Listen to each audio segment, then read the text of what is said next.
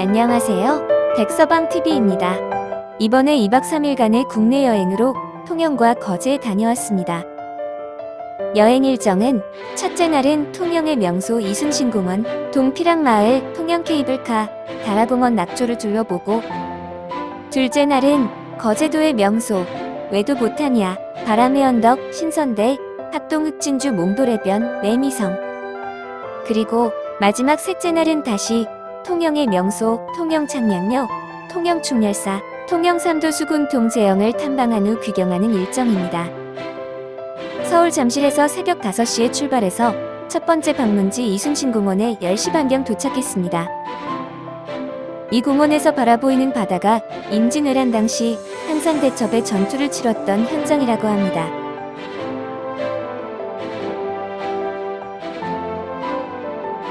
이순신 장군 동상과 천자총통이 옛날의 격전지를 향해 호령하는 듯합니다.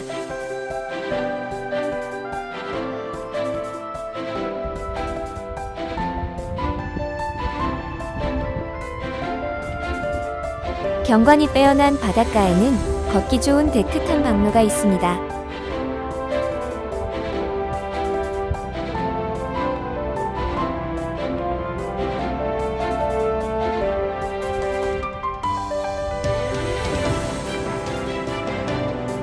이순신공원 탐방을 마치고 이곳에서 차로 10분 정도 걸리는 동피랑마을로 향했는데 아쉽게도 주차를 할 수 없어서 잠깐 인증사진만 찍고 돌아 나왔습니다.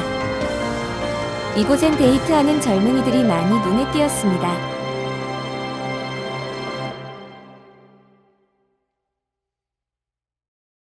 중앙전통시장 인근 식당에서 점심 식사를 하고 케이블카를 타러 갔습니다.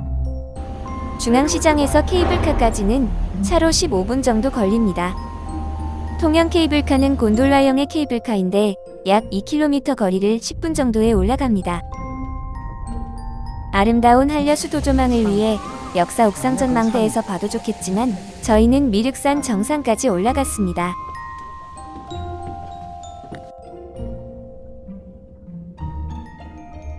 드디어 미륵산 정상에 도착했습니다. 한국의 나폴리라고 불리우는 통영시 전경과 한려수도의 경관이 아름답습니다. 제 개인적으로는 나폴리보다는 이곳 통영의 경관이 더 깨끗하고 아름답다고 생각됩니다. 아름다운 한려수도, 그러나 임진왜란 당시 한산대첩의 역사 현장이란 점도 잊지 말아야겠습니다. 일몰 시간에 늦지 않게 다라공원에 도착했습니다. 지는 햇빛에 비추어진 다라공원의 실루엣은 예술 작품입니다. 이곳에서의 낙조 사진 촬영은 앞에 숲이 가려서 카메라를 높이 들고 찍어야 합니다. 타임랩스 촬영은 어렵겠습니다.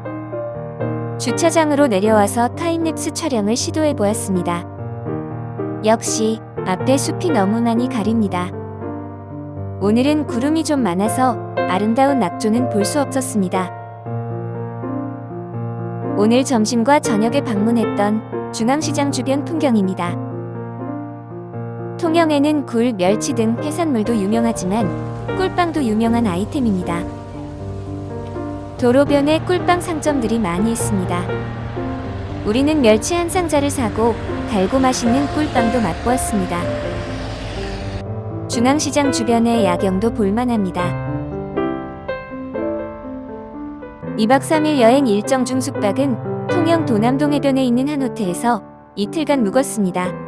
여행 둘째 날은 거제도 쪽의 명소들을 보기 위해서 아침 8시 반경에 호텔에서 출발해서 거제 도장포 유람선 선착장에 10시경에 도착했습니다.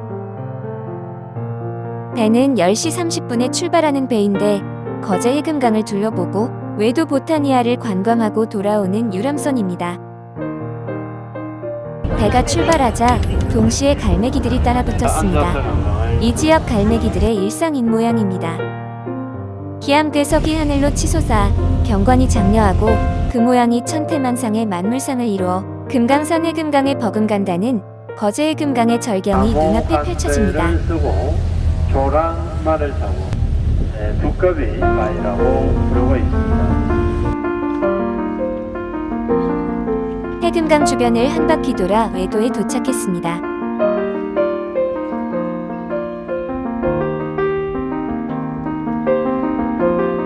외도보타니아는 30여 년 전 한 개인이 섬을 사들여 정성을 들여 관광 농원으로 꾸민 곳입니다. 현재는 천연 동백숲과 3천여 종의 아열대 수목을 심은 아열대 식물원이 조성되어 있고 화단과 여러 조각 작품들이 적절히 배치되어 이국적인 분위기를 풍기는 아름다운 정원이 되었습니다.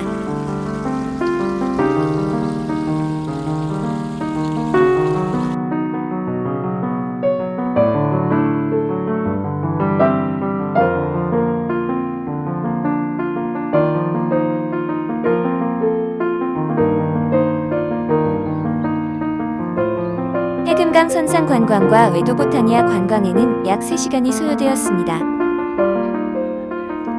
도장포 선착장 옆에 바람의 언덕으로 올라가는 길이 있습니다. 계단으로 4-5분만 올라가면 바람의 언덕에 도착합니다. 오늘은 바람이 잔잔합니다.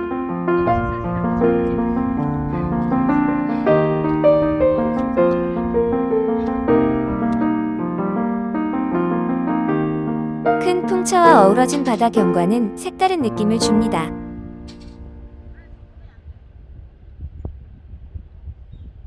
이곳에서 산길로 올라가면 신선대로 갈 수 있는 길이 있습니다. 바람의 언덕에서 신선대 입구까지 걸어서 15분 정도 걸렸습니다. 해금강 테마박물관 옆길로 내려가면 신선대에 도달합니다. 신선이 놀던 자리라 하여 신선대라고 불린다고 합니다. 바위가 갓처럼 생겨서 갓바위라고도 한답니다.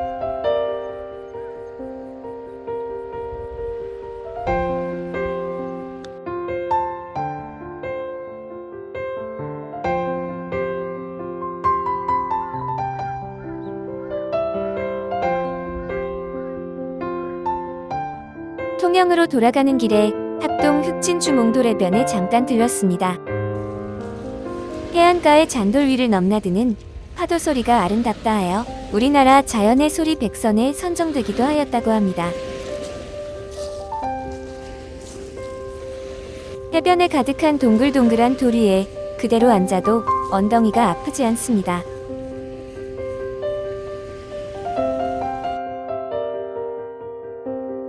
이번엔 매미성을 방문했습니다. 매미성이 있는 마을에는 주차장도 생기고 카페, 음식점 등 상점들도 많이 생겨났습니다. 매미성은 2003년 회풍 매미로 경작지를 잃은 시민 백순삼 씨가 자연재해에서 작물을 지키기 위해 오랜 시간 홀로 쌓아 올린 벽으로 이제는 유럽의 중세시대를 연상케 하는 성이 된 것입니다. 아까 방문했던 외도보타니아도 그렇지만 한 인간의 집념이 이렇게 대단한 일을 할 수 있다는 사실이 놀랍습니다.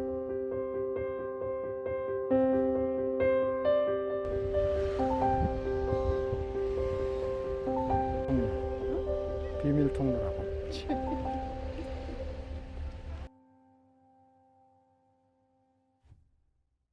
2박 3일 여행 일정 중 마지막 날입니다.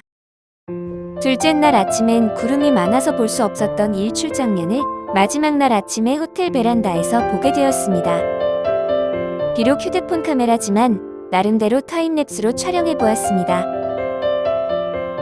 오늘은 통영에서 창량묘, 충렬사, 삼도수군 통제영을 탐방하고 서울로 돌아가는 일정입니다. 먼저 창량묘 주차장에 도착했는데 바로 옆에 1932년에 완성된 동양 최초의 해저 터널이 있었습니다. 터널의 총 길이는 461m로 통영 반도와 미륵도를 연결하고 있습니다. 창량묘는 이순신 장군이 순국하신 이듬해인 1599년에 수군과 주민들이 뜻을 모아 초가 사당을 짓고 공에 돌아가신 날의 제사를 처음으로 올린 곳이라고 합니다. 그 후 278년이 지난 1877년에 기와집으로 고쳐짓고 창량묘라는 편액을 달았다고 합니다.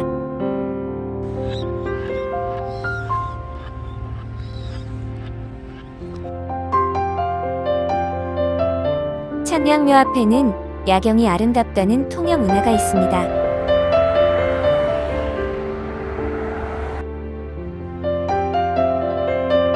통영 충렬사는 1606년 선조 임금의 명령에 따라 세워졌고 1663년 현종 임금이 충렬사라는 현판을 내려 사익사당이 되었다고 합니다.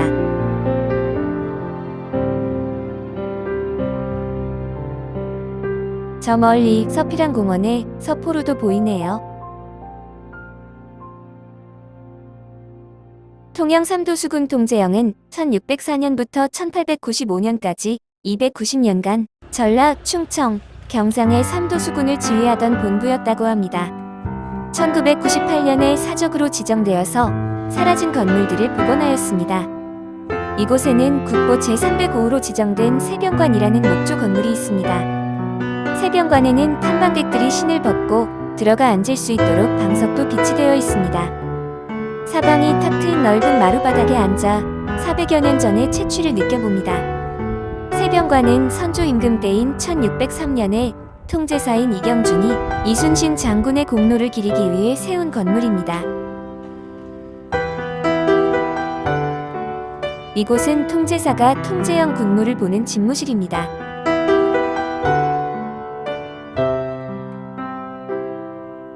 통제사의 작은 집무실인 경무당에 들어서면 충무공의 3대해전 동영상이 상영되는데 아이들이 보면 유익하고 재미있게 볼 것 같습니다. 이곳 통영 삼도수군 통제영은 넓고 다양한 용도로 쓰였던 많은 건물과 비품들이 설명문과 함께 전시되어 있어서 2시간 이상의 여유를 가지고 천천히 둘러보면 좋겠습니다. 통영 삼도수군 통제영을 끝으로 이번 2박 3일간의 통영 거제 여행을 마치고 서울로 돌아갑니다. 한려수도의 아름다운 경관 감상과 역사의 현장 탐방으로 행복한 여행이 되었습니다.